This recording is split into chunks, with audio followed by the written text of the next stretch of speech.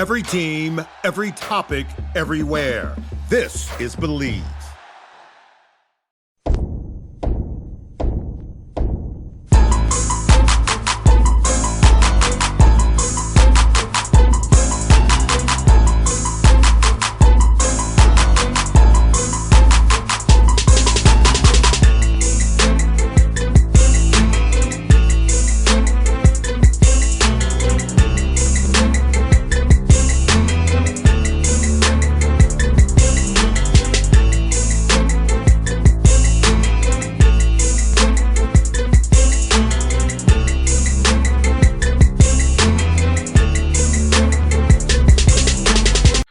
All right, you folks, back on the Bossman show, the Valley champ. You see it behind them, AI, the NVC, Drew Valentine with me on the Bossman show, the Ramblers of Loyola, Chicago. What's up, Drew? How you doing, brother?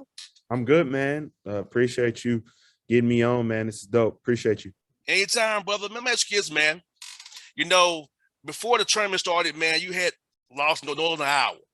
How did you use that to refocus your team before Arch Madness going this run you went on to get this title for you guys one more time before you all, dip out of that conference, man?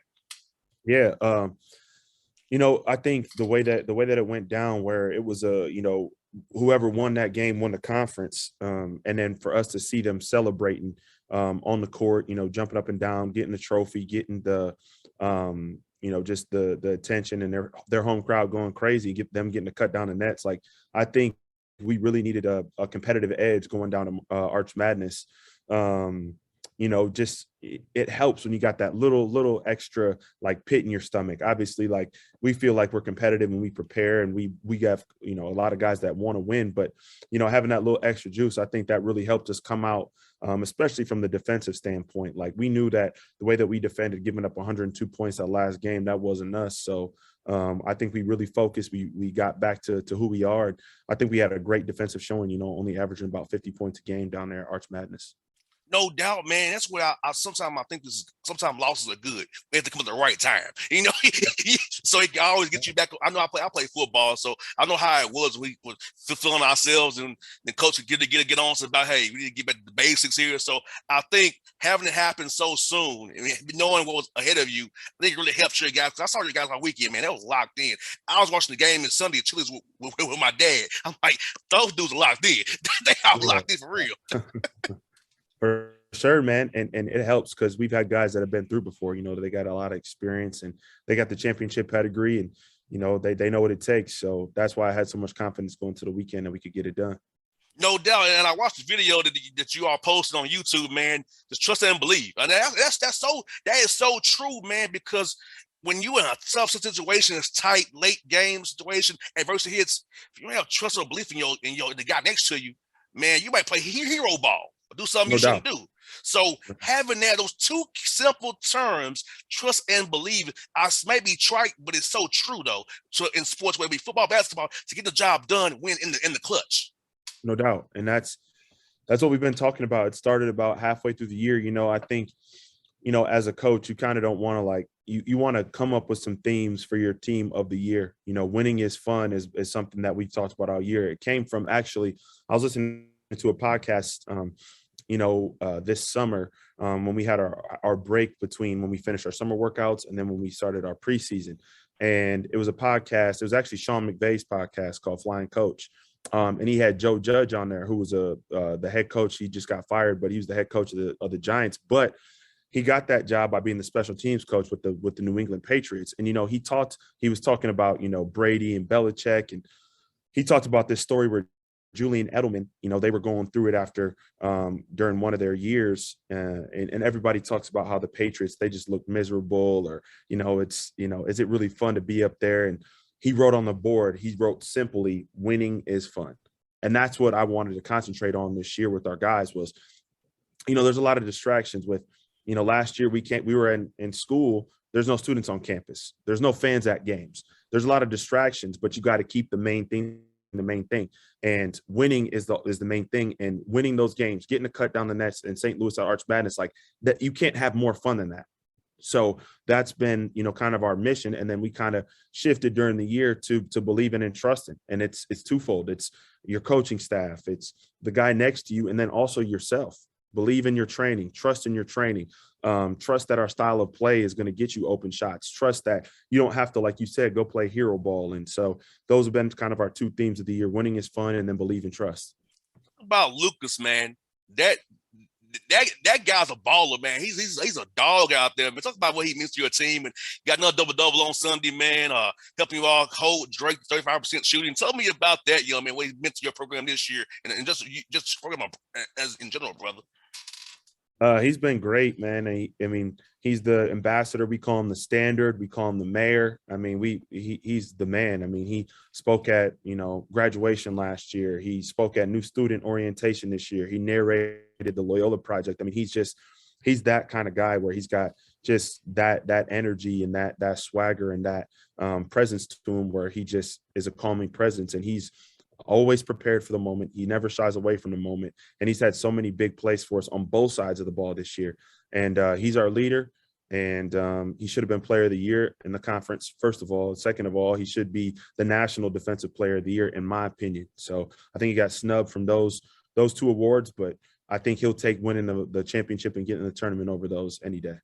I think you said it, man. He's a two-way guy. I mean, he's giving it to you both ways, and that's what you want. Have a guy that can bring it with you no matter what, offensive, defensive, every night. He's bringing it for you. And how is his example for guys like Iyer, man, and Ryan, those guys, man, seeing what this guy does every day, how he works at his game has just prepared to be a great player. But talk about that part of Lucas's game as well, man. His preparation and how he shows other guys by example how to be great. Yeah, I mean, he's one of the most hardworking dudes that I've been around. I mean, he gets in the gym on his own all the time. You can't be great in college just showing up to practice, because everybody plays hard. Everybody competes. Everybody says they want to be a pro, but what are you really doing outside of it to make yourself a pro? And I think not only the work that he puts in on the court, but also the work that he puts in the weight room as well. I mean, he's gotten his body in tremendous physical condition where he can play at a high level for 30 minutes a game. And we ask him to do a lot. He has a high usage rate offensively, and he has to guard the best player defensively. So I think his conditioning, him showing everybody like, look, your body has to look like this if you want to be able to play at this high level for 30 minutes. So he works his butt off. Obviously on the court with his skill, he's improved so much, as a scorer, as a ball handler, getting to the basket with quickness, but then he's also improved from a physical standpoint as well. And you have to love when your team took Drake's punches. As I watched the game with my father, I said, hey, they look very composed. They gonna make a run the course because Tucker's a great player and they gonna compete. But hey, your guys showed poise, man, making big plays, took their punches, man. So talk about the composure of your guys, man, in that pressure situation, Arch Madness, all those fans, man, seeing your guys pull through all the adversity they had coming at them that way that day. Yeah, I think it goes back to kind of what we talked about earlier about like the edge that they came with.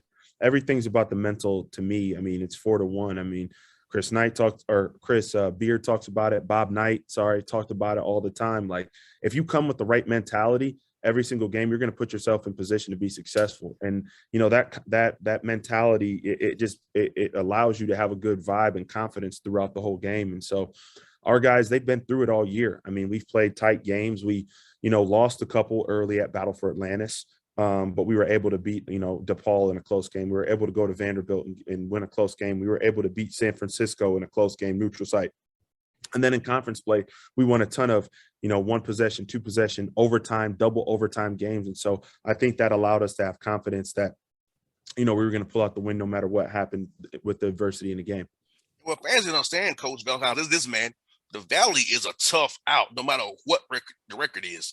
No game's easy in that conference, man. It's a dog fight. You all are close together, recruiting the kids, know each other, recruiting the same kind of kids, same kind of AAU programs. So talk about the Valley, talked about them, how tough that conference is for fans who don't understand how really it is down here in the ATL.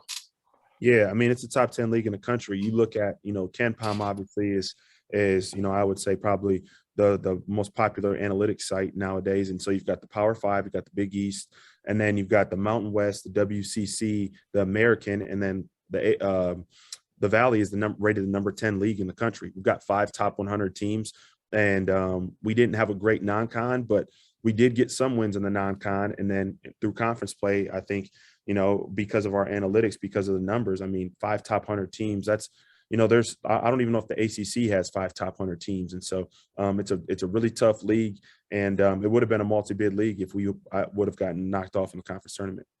No, now I'm asking you about yourself, Drew. Is this, man? My dad's a coach, and my dad wanted me getting a coach. I said, "Nah, Dad, I'm good on coaching." So, but for you, man, at what point did you say you wanted to become a coach and lead young men, help young men grow their games and become better husbands and fathers once they leave your program?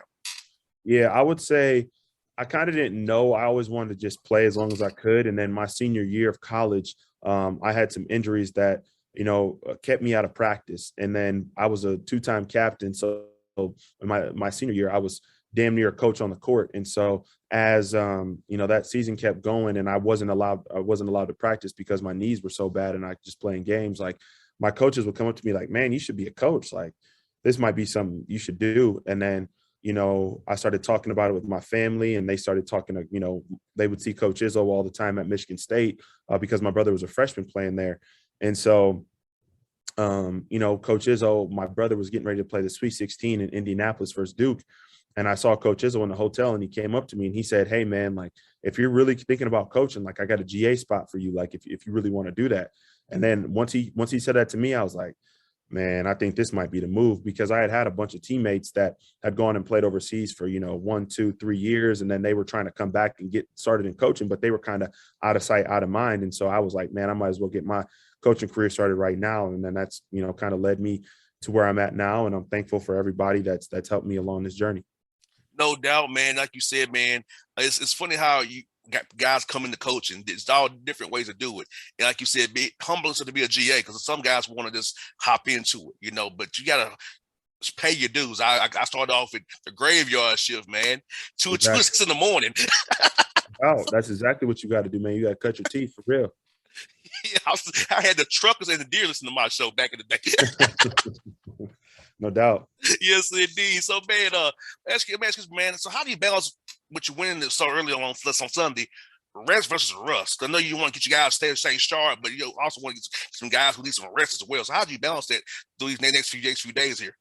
Yeah, so the good thing with us right now is our guys are on spring break. So they're like pros right now, where all they got to focus on is basketball for the most part over this next week. So we took Monday and Tuesday off. We're going to practice Wednesday, and then we're going to have we're going to play a team inter-squad scrimmage on Saturday to get some competition in. And then they'll have all day Saturday, and then Sunday they'll have all day until the selection show, and then they'll have Sunday night, and Monday we'll get back after it. So that's kind of what we've done we've obviously had some success in the tournament, and I'm kind of following the same template that we've, done the last 2 years.